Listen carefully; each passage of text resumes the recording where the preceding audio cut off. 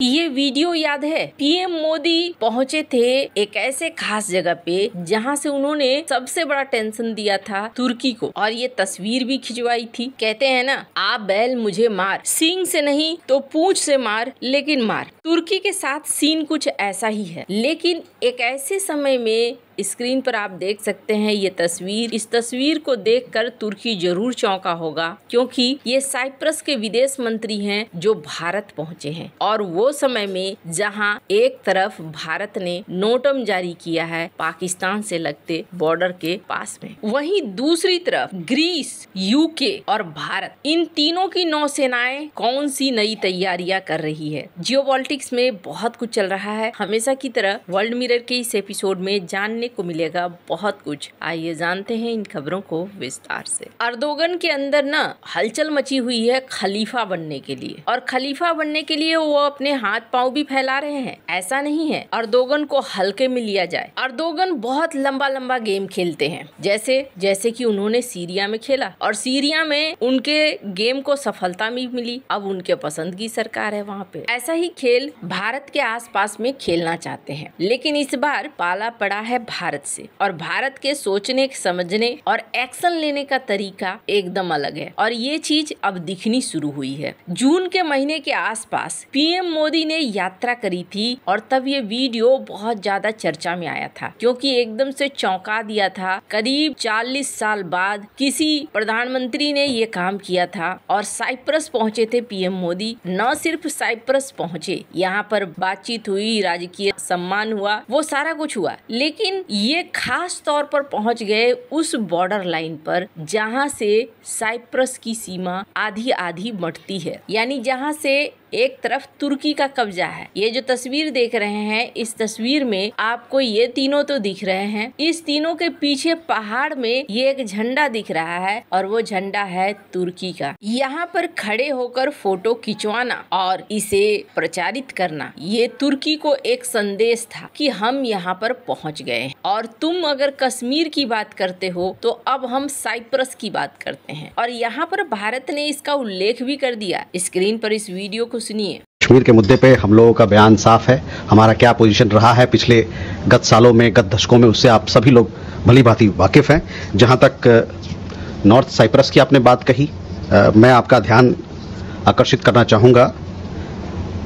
जो विदेश मंत्री की मीटिंग हुई साइप्रस के फॉरेन मिनिस्टर से, उस पे ये बातचीत हुई, और वहां पर आपका ध्यान मैं आकर्षित करना चाहूंगा कि विदेश मंत्री ने इस बात पर बातचीत की, और ये कहा गया कि हम उस बात का समर्थन करते हैं कि एक कॉम्प्रिहेंसिव और लास्टिंग सेटलमेंट हो साइप्रस के मुद्दे पे, in accordance with the agreed UN framework and relevant UN. पहली बार ऐसा था जब भारत ने साइप्रस मुद्दे की बात करी, और ये क्यों करी, तो इसके पीछे कारण था खुद अर्दोगन का कश्मीर मुद्दे में बार बार टांग अड़ाने की कोशिश करना। लेकिन मामला सिर्फ यही नहीं रह गया। भारत इस चीज को जानता है कि तुर्की एक समय बहुत ही गंभीर समस्या बनने वाला है। अभी तुर्की का नेशनल डे मनाया जा रहा है, लेकिन भारत इसमें शामिल नहीं हो रहा है। तुर्की के अंदर फिर से भूकंप आया है, लेकिन इस बार भारत की तरफ से न कोई मैसेज गया है और न ही किसी तरीके की मदद गई है, बल्कि इस बार प्लान कुछ अलग ही है। इधर हाल के महीनों में भारत बार बार अपने युद्धपोतों को भेज रहा है तुर्की के आसपास, और इसके पीछे कारण क्या है? इसके पीछे कारण ये है कि भूमध्य सागर में भारत अपनी एक पहुंच बनाना चाह रहा है, और इसके पीछे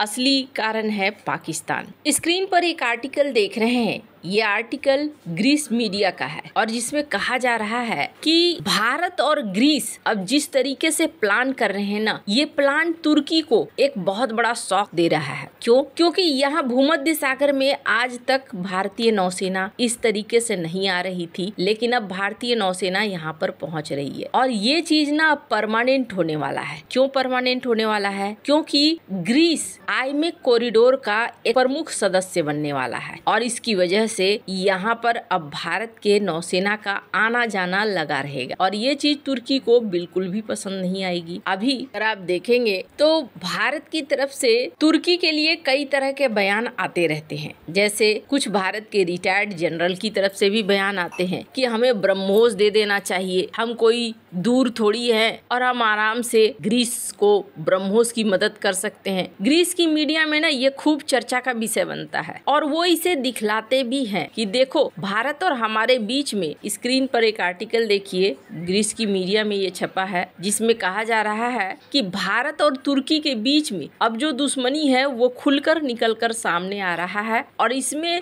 दो देश भूमिका निभाने वाले हैं, एक ग्रीस है और दूसरा है साइप्रस। अब साइप्रस की चर्चा बार बार क्यों हो रही है, इसके पीछे कारण समझिए। स्क्रीन पर जो तस्वीरें देख रहे हैं ये तस्वीरें हैं साइप्रस के विदेश मंत्री की, और साइप्रस के विदेश मंत्री इस वक्त भारत आए हैं। भारत में डॉक्टर एस जयशंकर से मुलाकात हुई है और भी कई लोगों से मुलाकात हुई है। इस मीटिंग की तस्वीरें भारत ने शेयर भी करी। साइप्रस के विदेश मंत्री का यहाँ आना वो भी ऐसे समय में जिस समय में भारत ने ये नोटम जारी किया हुआ है, एक अलग संकेत दे रहा है। अगर संकेतों की बात करें तो एक तो साइप्रस और भारत दोनों में इस तरीके की साझेदारी बढ़ रही है कि यूरोपीय यूनियन में अब एंट्री का रास्ता बन गया है साइप्रस, और भारत की कंपनियां साइप्रस के अंदर अपना निवेश भी बढ़ा रही हैं। साइप्रस वो जगह है जो आधा तुर्की कब्जा करता है और आधा स्वतंत्र है। जिस तरीके से